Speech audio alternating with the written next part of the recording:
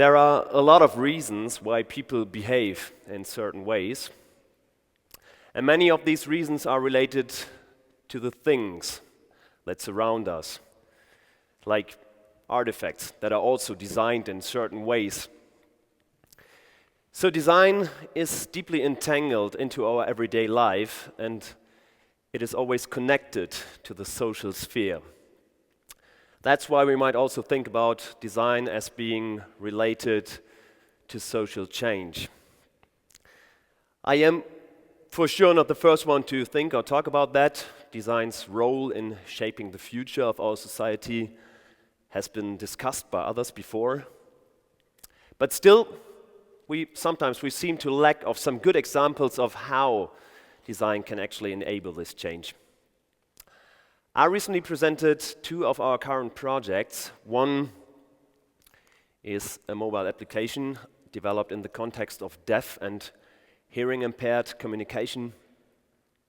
The other one is a communication device that enables deaf-blind people to communicate with others. But I'm not going to talk about these projects today. What I am going to talk about is some basic idea behind it, something that has been bothering me for many years now as design practitioner and theoretician. And it is related to how we generally understand the main task of design and how we understand our general social relationships. It is the question, what role does design play in terms of constructing or deconstructing normality? In the terms of design in relation to social change, Ezio Manzini states that change must come from what is configured as normal. And one of the biggest challenges, or one of the most interesting challenges in academic discourse, as well as in design practice, is about reconfiguring normality. Also, Tom Fisher points out that design is able to engage with that reconfiguration. Maybe this relation becomes a little bit clearer by taking a closer look at current uses of the term usability, in which investigation and outcomes are often focused on majorities. Click. Majorities of users, majorities of use, majorities of potential users. Especially when it comes to mass market situations or technology-driven innovative processes, there is this fatal tendency to focus on such majorities or even on some certain kind of norm user. A too strict focus on usability may place the designer into a dilemma that is strongly linked to certain constructs, like, for example, the construct of problems. I mean, what is a problem? Defining a problem can already be part of the problem itself, so coming up with a solution will immediately lead to new problems again. And there are other constructs that are also highly questionable, like the construct of minority or majority, or the construct of normality. I mean, these are all not clearly defined, right? So, against the background of such cultural construction, a totally different view on social exclusion becomes possible. And from that perspective, it is actually crucial to criticize the position that proposes majority-oriented design decisions to be the guiding principle in usability-focused design approaches. Instead, we could rather think about discussing the value of including the non-majority into the design process, into the research process, like people who are usually not considered that much in technical innovation.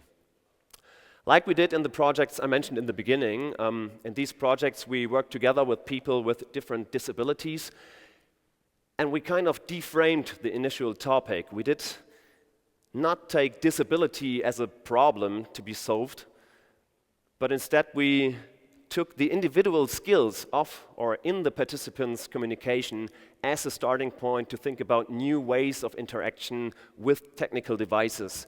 So it is actually not a problem, but it can be seen as a potential.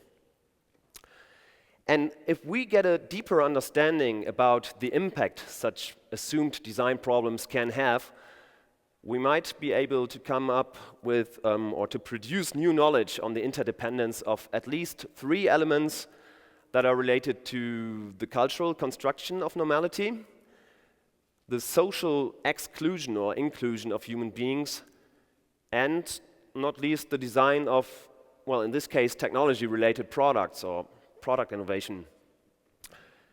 And all these 3 are linked to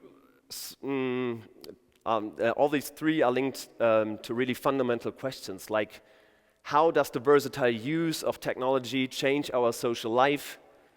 Who are the ones who take part? Who are the ones to be excluded, and why? Because one of the most striking features of human beings is their diversity. So there's a great potential of including people from diverse backgrounds into the process of technical and therefore not least social innovation.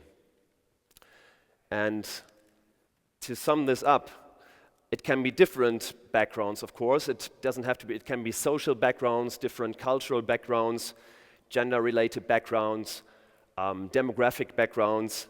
Now, to reflect our society's variety can help us to come up and develop completely new and alternative ways and new concepts that go far beyond the stereotypical image of a standard user. And this can also mean to not address certain user groups as, let's say, old, meaning unable to use normal technology. So to come back to the question from the beginning, a great chance for design to enable social change is to engage people who are somehow not in the focus so much. And with this, I would like to conclude with a quote from Bertrand Russell, which goes, "Social progress is only possible through minorities because majorities perpetuate the status quo." Thank you.